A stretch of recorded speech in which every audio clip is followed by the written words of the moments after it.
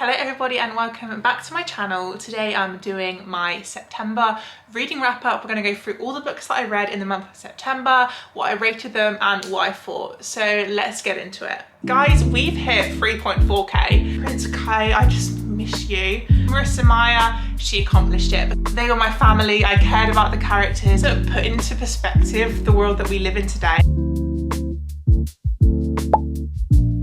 The first book that I read in September was Cress by Marissa Meyer, and this is the third book in the Lunar Chronicles series. So you probably already see me rave about Cinder and Scarlet, the books that I've read before this, and this one did not disappoint. When I tell you that I should probably say I rated this 4 stars, so very highly, and let's get into my thoughts about it, just because as I go through each of these books in this series, it just really felt like they were my family. I cared about the characters, I cared about all the side characters, and I honestly think Cress is one of my favourite characters out of the whole series. So good, like her upbringing, everything that she's had to go through so far is amazing. And if you didn't know, the Lunar Chronicles series are basically like Disney tale retellings. So obviously, as you can tell from the cover, Cress is kind of like a Rapunzel-esque character. And I won't go into the plot obviously because this is the third book, but I have 2 more books of this series to talk about as well. And I just need you guys to pick this up. It's YA, it's dystopian, fantasy, and I'll just continue to read about it. I've seen some really nice special editions online that I really want to get as well. So saving up, keeping an eye on it, and who knows, maybe they'll be in my collection very soon. So next up was the next book in the Lunar Chronicles series, and this was a little novella slotted in. So this is called Fairest, and it was recommended to read this after Cress just so we could understand our kind of evil character called Levana. And when I tell you, this novella was 5 stars. Like, how can a 215-page book be 5 stars? Well, Marissa Meyer, she accomplished it because I absolutely ate this up. In this book, we kind of go way back in time, back to when Levana was a young girl living in the castle on Luna. And we just kind of see her evil arc commencing. We kind of see why she is the way she is and the reasons for what she does. And I'm not saying that I forgive her and that I like her as a person, but I love her character development. Even though it's like a negative development in a way, it just kept me so captivated. And honestly, I just feel bad for her. I feel like if you've got the series but don't have this novella in it, try and pick it up because it's so vital to kind of falling in love with the world and the story as well. And I feel like it really does make everything make sense and you kind of see why things are the way they are. And then the next one, once again, Lunar Chronicles series. This one is chunky. The final book is called Winter, and this was like the perfect end to the series. Everything wrapped up. We got to see everyone coming back together, and like there's like little relationships throughout the books as well that you kind of see blossom and grow. And I love it so much. I'm pretty sure, what did I rate this? I rated it 5 stars. I don't know how, I can't remember, but I just feel like life is so busy right now. Reading has taken a step back. That's why there is not many books on this wrap up, but it's some good reads nonetheless. But yes, Winter, I can't go into plot just because it's the final book in a series and why would I want to ruin anything for you? But once again, pick up this series. It's so, so good and will be so worth your time as well. Oh, Prince Kai, I just miss you. I want to reread it, but is it too soon? Probably, and there's so many other books that I haven't read yet. It's so hard. And I do believe there is another novella after this called Stars Above that I'm planning to pick up very, very soon because I want to see what it's about. I'm hoping it's about the characters that we've already got and like we kind of go see where they are right now, the happily ever afters if they've got them. So I'm excited for that, and I feel like that would be a really good way to tie in the series and say goodbye to it. I don't really know how to describe this one, but this is the Stable Boy of Auschwitz by Henry Oster and Dexter Ford. And this is like a retelling of this man's life. He grew up in Germany, his family were Jews, and he basically got sent to concentration camps by the time he was like 8 years old. So we follow his journey through them and kind of what he experienced, all the horrors included, and the sweet moments as well that he got to experience despite all the horror going on around him. And I gave this book 5 stars. I feel like that's all you can give it. If you're giving anything lower, like this is someone's life, it's real, it's emotional and heartbreaking. And honestly, when I finished this, I literally sat and I kind of just contemplated it, because it still baffles me that such horrific things happened in human history. And I'm like, how did it happen? How are things still going on as well? But that's another story to get into. But yeah, highly recommend picking this one up. I actually picked this one up in the works for like £2.50 or something, and it's quite short if you want to add into your TBR. So it's 250 pages.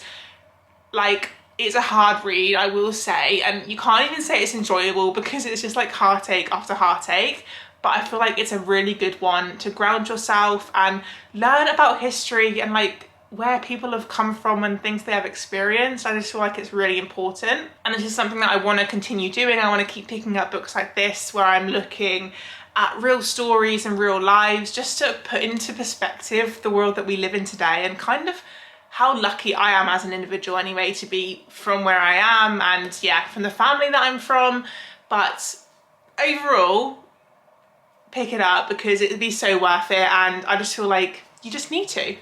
The next book that I read in September was actually on my Kindle, and if you haven't seen already, I have got a reading vlog where I read this book within it, and Chef's Kiss is another 5 stars. I feel like I didn't read much in September, but honestly, every book smashed out of the park. And this was Nocticadia by Keri, and this was recommended to me by Laura Reads, and it was for my little vlog where I let booktubers pick my reads. So I kind of went into it thinking, okay, I trust their opinions, I like their content, but will I like the book they pick for me? And I was so shocked about Nocticadia. I can't even describe. I just went into it thinking, oh, dark academia, definitely not for me. And I've not even read a dark academia book before. So I think it's my new genre, it's my new personality, and I need to pick up some more books. But I am trying to get through the books that I already own before I buy more again. Hashtag book buying ban. Maybe in 2026, we will see. But this is so hard to explain as well, what went on in this book. Like, we're following our main character. Her mum has passed away from this like awful disease, and there's kind of like, are things happening? Are they not? So our main character ends up going to this really prestigious, dark, eerie school. She gets a scholarship there because of her paper that she had written about her mum's disease, because she wrote it from a fictional aspect, because nobody believes her about what she saw. However, she then ends up getting this scholarship because the school is like, this is completely real and we actually study this here. So she goes off there. She meets Dr. Bramwell. He is like the head of the studies of this disease and the kind of creatures that cause it. And there's just so much, there's so many secrets that we uncover. And I won't go into too much out because I feel like that is all you really need to know going into it. But it was so fun, and the romance, top notch. Our FMC, our MMC, it was amazing. The plot twists, they had me plot twisting. Unbelievable. God tier read. Please go pick it up if it sounds like your cup of tea, because don't be like me and put things off because you don't think that it's going to be for you, because it probably is. And then on to the final book. Yes, I didn't read too many, but as you can see, very high quality reads thus far of September. My final book of the month was Love Theoretically by Ali Hazelwood. If you don't know by now, I'm a huge Ali Hazelwood fan. I loved The Love Hypothesis by her. That was a 5 stars. This one was so enjoyable as well. I ended up settling on a 4.25 for this book because I loved the characters, I loved our MMC, I loved our FMC, and so good. It's quite a funny one as well, because our FMC basically has this side job while she is a professor at university, just to make a little bit of extra money, where she goes out and she fake dates men. So maybe like, for example, one man that she dates, he kind of has some secrets that he doesn't want his family finding out.